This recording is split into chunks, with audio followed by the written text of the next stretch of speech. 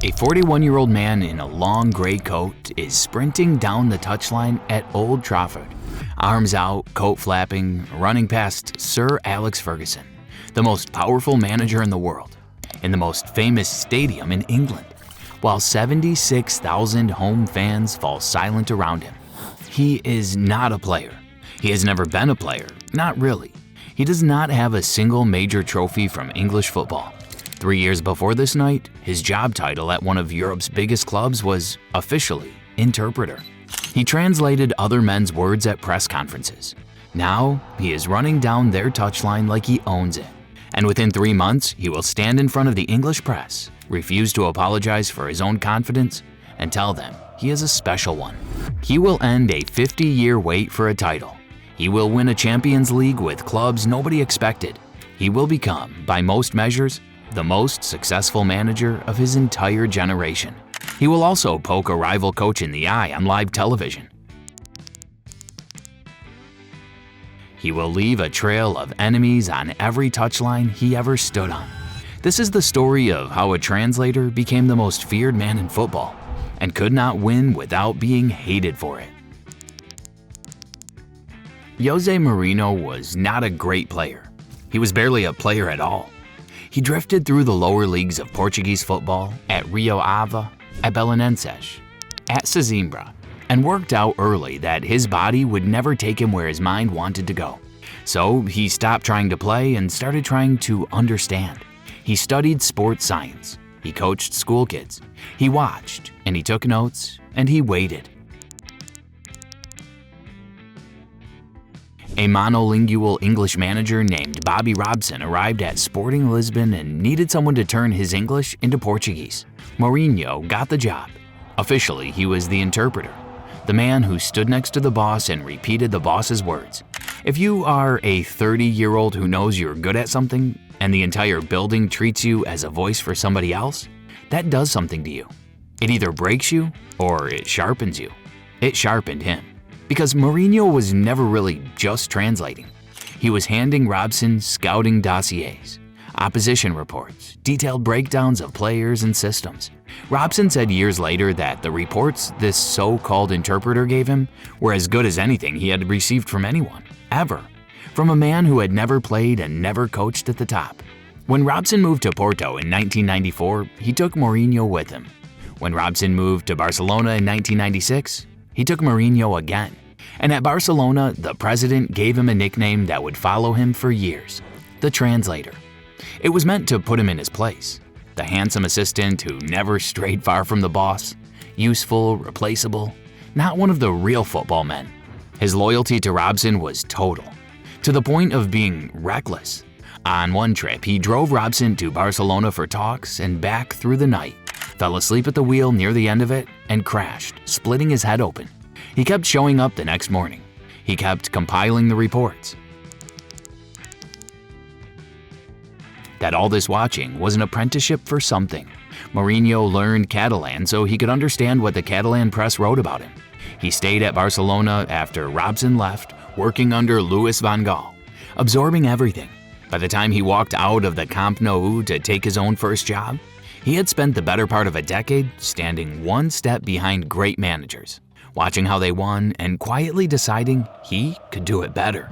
Everyone saw the translator. Nobody saw the manager underneath waiting. And the trophies came almost immediately.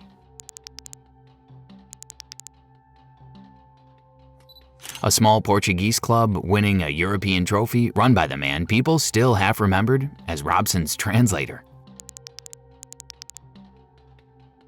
To become a global name, you have to beat a global name. And in March 2004, the draw gave him one. Manchester United, Sir Alex Ferguson, Old Trafford. Porto won the first leg at home 2-1. At Old Trafford, United led through Paul Scholes, and as the game ticked into its final minute, Porto were going out. The dream was dead. United were through. Then in the 90th minute, Porto won a free kick near the box. Benny McCarthy struck it. The United goalkeeper Tim Howard got hands to it, but could not hold it, and the ball spilled straight to Costina, who buried it. Here's the detail that tells you everything about Mourinho. He had not wanted McCarthy to take that free kick. He was furious about it. Costina said afterwards that in that moment the players didn't do what Mourinho had told them to do at all. The single most iconic goal of his early career? It did not matter, because the camera was not on the goal. The camera found a man in a gray coat exploding off the bench, sprinting down the Old Trafford touchline with his arms in the air, in front of Ferguson, in front of 76,000 people. That image went around the world in a night. Porto knocked out United, then Lyon, then Deportivo, and in the final, in Germany, they beat Monaco 3-0 to win the Champions League. A club with a fraction of the budget of the giants it had beaten. European champions, managed by a 41-year-old who 3 years earlier had been an assistant. And on the podium, at the moment of his greatest triumph, Mourinho did something strange. He took his winner's medal off. He stepped away from the celebrations because he already knew he was leaving, and his mind was already in England. He had not just won. He had decided he was done proving it to anyone in Portugal. June 2, 2004. Stamford Bridge. A new Chelsea manager faces the English press for the first time. Normally, this is a polite, forgettable event. A few questions, a few cliches about hard work and taking each game as it comes. That is not what happened. A journalist pushed him on his confidence, and Mourinho gave the answer that defined the next 20 years of his life. He told them not to call him arrogant, because what he was saying was simply true. He was the European champion, and in his own words, he thought he was a special one. No, it's not like I come here and I think I am special. The English press had never heard anything like it. The very un-British certainty of a man who had been in the country for one afternoon announcing that he was, plainly, the best. They printed it everywhere. The special one. It was meant at first half as a joke. Then he made it true. Chelsea had not won the English League in 50 years. Half a century of waiting. In Mourinho's first season, they won it. And they didn't just win it. They broke the record for the most points in a season and conceded the fewest goals anyone ever had. They won the League Cup too. The next season, they won the league again. Understand what that did to people. Arrogance is easy to hate when it fails. Arrogance is unbearable when it is correct. Mourinho stood up, told everyone he was special, and then spent 2 years proving it on the pitch, week after week. With a team built to suffocate the life out of every opponent it met, he didn't back down because he never had to. The man who had spent a decade as the voice for somebody else was now the loudest voice in the most watched league on earth. And he had no intention of ever being quiet again. If you're enjoying this, subscribe because his greatest single piece of work is still coming. And a few years after Chelsea, Mourinho would build a team in Italy so perfect. You do not want to miss the machine he created at Inter. So how did he actually do it?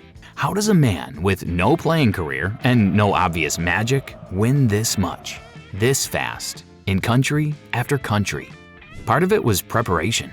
Mourinho prepared for opponents the way he had once prepared for those dossiers for Robson, in obsessive detail with a plan for every phase of every game.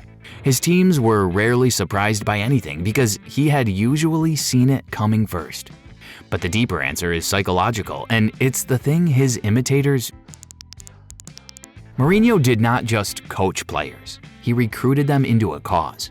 He built every dressing room he ever ran on the same idea: us against the world. The referees are against us. The press is against us. The other clubs want us to fail. Trust no one outside this room and I will protect you with everything I have. And in return, you run through walls for me. It sounds like paranoia, and sometimes it was.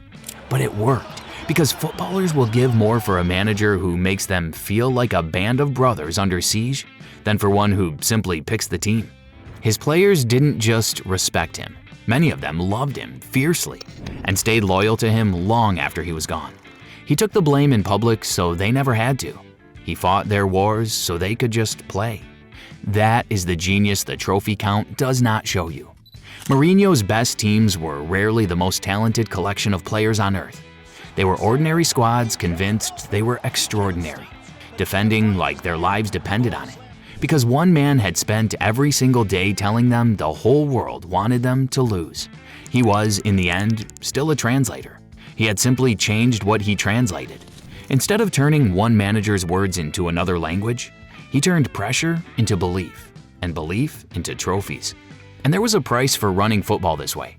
Because to convince a dressing room that the entire world is the enemy, you first have to go out and make an enemy of the entire world. The football that made Mourinho great was not beautiful. Bobby Robson, the man who gave him his start, built thrilling attacking teams. Mourinho built the opposite. His sides were compact, disciplined, ruthless, built first to make sure the other team could not score, and only then to win. It worked almost everywhere he went. It also made a certain kind of fan and a certain kind of rival despise the way he played.